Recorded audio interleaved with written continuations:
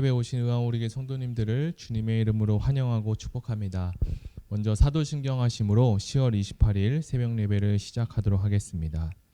전능하사 천지를 만드신 하나님 아버지를 내가 믿사오며 그 외아들 우리 주 예수 그리스도를 믿사오니 이는 성령으로 잉태하사 동정녀 마리아에게 나시고 본디오 빌라도에게 고난을 받으사 십자가에 못 박혀 죽으시고 장사한 지 사흘 만에 죽은 자 가운데서 다시 살아나시며 하늘에 오르사 전능하신 하나님 우편에 앉아 계시다가 저리로서 산자 죽은 자를 심판하러 오시리라.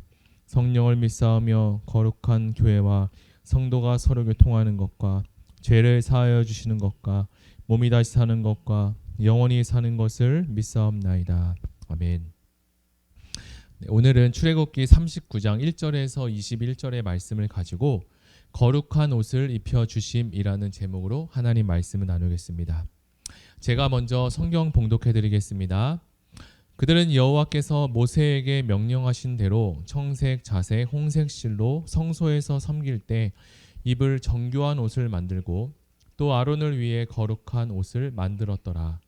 그는 또 금실과 청색, 자색, 홍색 실과 가늘게 꼰 배실로 에봇을 만들었으되 금을 얇게 쳐서 오려서 실을 만들어 청색, 자색, 홍색 실과 가는 배실에 섞어 정교하게 짜고 에봇에는 어깨바지를 만들어 그 두 끝에 달아 서로 연결하게 하고 에봇 위에 에봇을 매는 띠를 에봇과 같은 모양으로 금실과 청색, 자색, 홍색 실과 가늘게 꼰 배실로 에봇에 붙여 짰으니 여호와께서 모세에게 명령하신 대로 하였더라.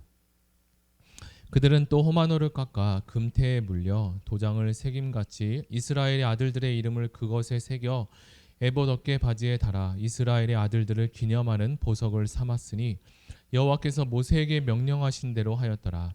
그가 또 흉패를 정교하게 짜되 에봇과 같은 모양으로 금실과 청색, 자색, 홍색 실과 가늘게 꼰 배실로 하였으니 그것의 길이가 한 뼘, 너비가 한 뼘으로 네 모가 반듯하고 두 겹이며 그것에 네 줄 보석을 물렸으니 곧 홍보석, 황옥, 녹주옥이 첫 줄이요 둘째 줄은 석류석, 남보석, 홍마노요 셋째 줄은 호박, 백마노, 자수정이요 넷째 줄은 녹보석, 호마노 벽옥이라 다 금태에 물렸으니 이 보석들은 이스라엘의 아들들의 이름 곧 그들의 이름대로 12이라 도장을 새김같이 그 12지파의 각 이름에 새겼으며 그들이 또 순금으로 노끈처럼 사슬을 따 흉패에 붙이고 또 금태 둘과 금고리 둘을 만들어 그 두 고리를 흉패 끝에 달고 그 따은 두 금사슬을 흉패 끝 두 고리에 꿰매었으며 그 따은 두 사슬의 다른 두 끝을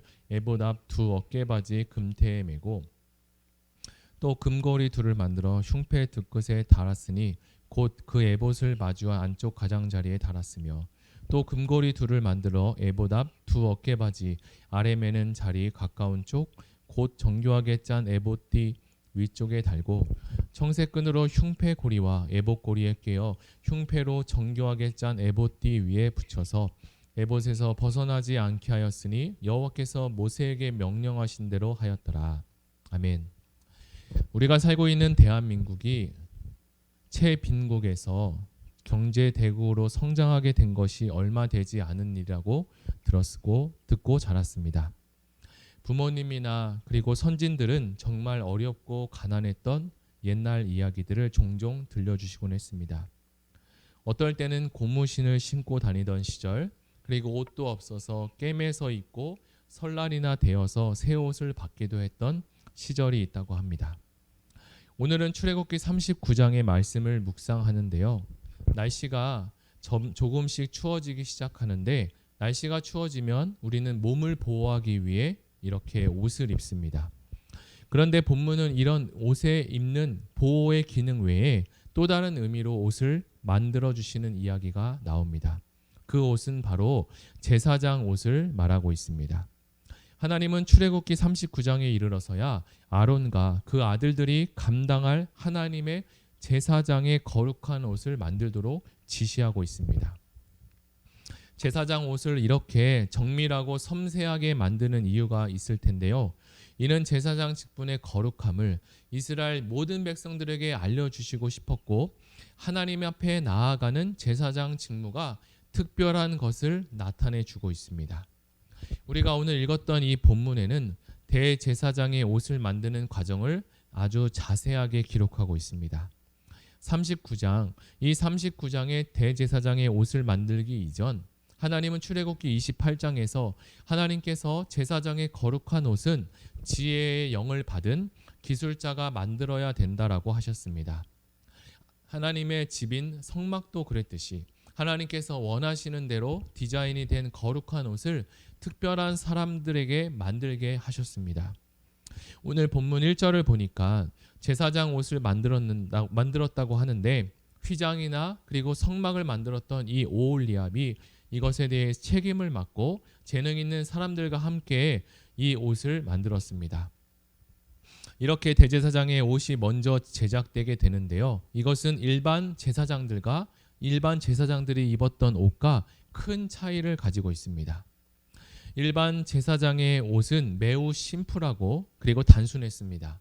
그러나 대제사장의 옷은 우리가 읽었듯이 정교하고 복잡하고 아름다운 장식들이 있었고 화려한 복장들로 치장되어 있었습니다. 저는 이전에 성막과 제사장의 옷을 모형으로 만들어 놓은 설명을 해주는 곳에 가서 본 적이 있었는데요. 여러분들 중에서도 가본 적이 있으신 분도 계실 것입니다. 저도 몇 번 가본 적이 있는데 그때 가장 눈에 띄었던 것이 바로 대제사장의 옷이었습니다. 대제사장의 옷은 화려하고 그리고 너무나 아름다웠습니다. 그런데 성경은 이 대제사장의 옷을 가지고 거룩한 옷이라고 부르게 합니다. 그 이유가 무엇일까? 그것은 바로 제사장이 성소에서 거룩하신 하나님을 섬길 때 입어야 했기 때문입니다. 그래서 그 옷은 하나님의 말씀대로 하나님이 하시는 말씀대로 지어졌고 아름답고 정교하게 지어져야만 했습니다. 그 의미를 옷에서 나타내주고 있는데요. 저는 이 말씀을 묵상하면서 특별히 우리가 주일에 예배를 드리러 나올 때 복장과 그리고 마음가짐에 대해서 다시 한번 생각해 볼 수 있었습니다. 지금은 코로나가 약 2년 가까이 온라인 예배와 오프라인 예배로 병행해서 드리고 있는데 물론 지금은 출석하여 예배를 드릴 수도 있습니다. 그러나 여러 상황과 사정으로 인해서 가정에서 예배를 드려야 하는 분도 계실 것입니다. 그런데 온라인으로 드리는 이 예배 가운데 우리의 복장과 그리고 마음가짐이 흐트러지지 않았나 다시 한번 생각해 보게 합니다. 예배를 드릴 때 하나님께 나아가는 것에 있어서 이런 것이 우리에게 중요하게 작용하고 작동되기 때문입니다. 하나의 예를 들어보면 남녀가 소개팅을 하러 나간다고 한번 생각해 보십시오. 어떤 옷을 입을까 하여 장롱을 열어보고 찾아서 또 마음에 드는 옷이 없다면 백화점이나 옷가게에 가서 또는 인터넷 쇼핑몰을 통해서 새 옷을 구입하기도 합니다. 남녀 소개팅뿐만 아니라 위험 있고 권위가 있는 누군가를 만날 때에도 우리의 마음가짐과 복장이 달라질 것이라고 생각됩니다. 우리는 이렇게 생각해 보면 우리의 예배 가운데 마음가짐이 다시 한번 점검하고 그리고 다시 새롭게 하나님께 집중할 수 있으면 좋겠습니다. 이제 2절을 한번 보겠는데요. 2절에서는 에봇 제작에 대해서 이야기를 시작합니다. 제사장의 옷은 크게 7가지로 구성되어 있습니다. 그 가운데 에봇은 제일 겉에 입는 옷을 말합니다.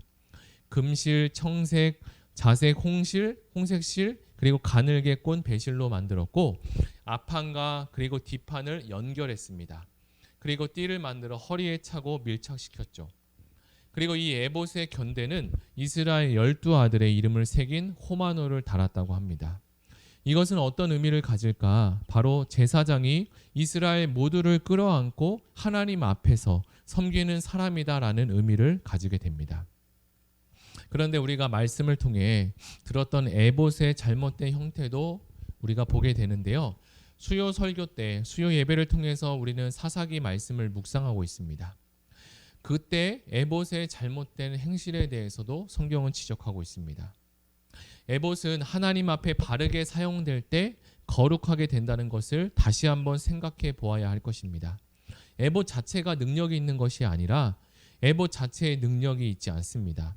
우리가 하나님을 의지하고 하나님과 바른 관계 안에서 거룩해질 수 있다는 것을 우리는 기억해야 할 것입니다. 그래서 저는 오늘 출애굽기 39장의 말씀을 묵상하면서 더욱 하나님과의 관계를 더 잘 친밀하게 해야겠다라는 생각이 떠오르게 되었습니다. 저는 올해 삼둥이 출산으로 매일 밤 늦게 수유를 하고 그리고 새벽에도 아이를 돌보게 되면 하나님과 함께 할 수 있는 개인적인 묵상 시간이 자동적으로 줄어들게 된 것을 보았습니다. 그리고 다시 하나님 앞에 저와 가정이 하나님 앞에 더 집중해야 되겠다라는 생각을 오늘 말씀을 통해서 다시 한번 생각하게 되었습니다. 사랑하는 성도 여러분도 코로나로 인해서 여러 가지 상황과 환경으로 인해서 하나님과의 관계가 조금 멀어져 있다면 다시 한번 오늘 말씀을 통해서 하나님과 긴밀한 관계로 나아가는 모든 성도님이 되기를 예수님의 이름으로 축복합니다. 이제 8절을 넘어가 보겠습니다. 8절부터는 흉패의 제작에 대해서 기록을 하고 있는데요. 흉패는 바로 이 대제사장의 가슴 쪽에 부착하는 특별한 것입니다. 이것은 에봇과 동일하게 금실로 포함한 최고급 색실로 짰습니다. 가로와 세로 한 뼘 크기의 정사각형 모양이었으며 여기에 기록된 보석의 종류가 많이 있는데 아직까지 정확히 파악되지 않는 것들도 많다고 합니다. 그런데 여기에는 12지파의 이름이 하나씩 기록되어 있습니다. 그것은 보석과 같은 귀중한 존재임을 우리로부터 다시 상기시켜 주었을 것이라고 생각합니다. 그리고 이렇게 화려한 보석들은 하나님의 찬란하신 영광을 드러내는 기능도 했을 것이라고 생각이 듭니다. 자, 이제 마지막으로 15절부터 21절에는 흉패를 부착하는 방법에 대해서 알려줍니다. 금으로 된 사슬 2개를 제작하여 에봇 어깨바지 금고리에 걸어서 대제사장의 가슴 쪽으로 내려오게 합니다. 흉패의 아래쪽에는 모서리에도 각각 금고리들이 있어서 거기에 각각 청색띠를 달아 아래 허리띠에 연결하게 합니다. 이 허리띠에도 금고리 2개가 달려 있는데 거기에 2개의 청색띠를 각각 묶습니다. 이렇게 하여 흉패가 대제사장 가슴에 부착하게 됩니다. 결론적으로 흉패 네 모서리에 각각 금고리들이 달려 있으며 허리띠에는 2개의 금고리가 달려 있습니다. 이렇게 제사장의 옷을 제작하고 에봇을 제작했으며 에봇의 장식들도 우리는 성경을 통해서 보았습니다. 그리고 흉패를 제작하며 부착하는 법도 성경을 통해서 보게 되었죠. 이스라엘 백성들은 선민으로서 하나님께서 직접적으로 선택하신 백성이었습니다. 그런데 그에 반해 우리는 예수 그리스도로 말미암아 하나님의 언약의 백성이 되었습니다. 물론 우리는 혈통적으로 이스라엘 12지파에 속하거나 이스라엘 백성들이 아니지만 예수 그리스도 안에서 언약 백성이 되었고 그리고 그분 안에 하나님 우리의 이름 또한 새겨져 있습니다. 물론 제사장의 에봇에 새겨진 이스라엘 12아들의 이름은 지워지기도 하고 없어질 수도 있습니다. 그러나 예수님의 십자가의 부활 사건으로 우리를 양자 삼아주시는 하나님의 그 사랑으로 우리의 이름은 지워지거나 그리고 사라지지 않게 됩니다. 예수 그리스도 안에서 새로운 피조물이 된 우리는 영원한 하나님 나라를 소망하며 거룩하게 살아가는 하루가 되시기를 예수님의 이름으로 축복합니다.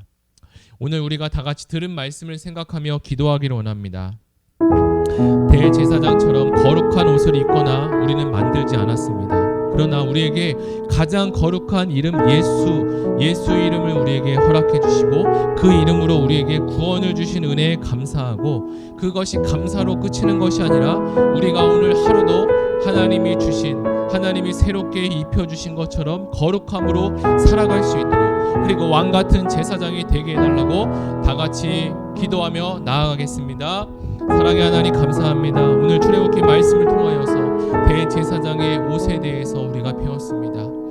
옷의 기능은 여러 가지가 있는데 특별히 대제사장의 옷의 기능은 거룩함과 연관이 되었고 하나님께 영광 돌리고 하나님의 뜻하신 그 의도와 뜻이 이 제사장의 옷에 담겨져 있음을 우리가 말씀을 통해서 깨닫게 되었습니다. 사랑의 하나님께서 우리에게 부여하신 이 거룩한 대제사장의 옷을 우리가 만들어 보지 않고 입어보지는 않았지만 우리에게 가장 거룩한 이름 예수 그리스도의 이름을 우리에게 주시고 그 이름으로 우리에게 구원과 하나님의 은혜로 하루하루를 살아갈 수 있는 은혜를 허락해 주심을 감사합니다. 이 감사가 그치는 것이 아니라 우리가 거룩함으로 살아갈 수 있도록, 그리고 우리를 통해서 예수의 이름이 나타나고 예수의 이름이 전해질 수 있도록 주님 은혜를 더하여 주시옵소서. 오늘 하루도 하나님이 주시는 힘을 가지고 새롭게 나아갈 수 있는 은혜와 성령의 충만함을 더하여 주시옵소서. 감사드리며 예수님의 이름으로 기도드립니다. 아멘. 자, 이어서 기도할 것은 11월 7일에 새생명 축제가 있습니다. 새생명 축제 때 VIP를 품고 기도하게 하시고, 기도로 준비하는 VIP들의 상황과 환경을 하나님께서 열어주셔서 함께 나와서 예배드리고 또 가정에 초대되어서 예배할 때 하나님의 말씀을 들을 수 있는 들을 길을 주시고 귀한 시간이 될 수 있도록, 하나님 평생의 가장 소중한 만남이 될 수 있도록, 그리고 가지고 오신 개인 기도 제목을 가지고 다 같이 기도하며 나아가겠습니다.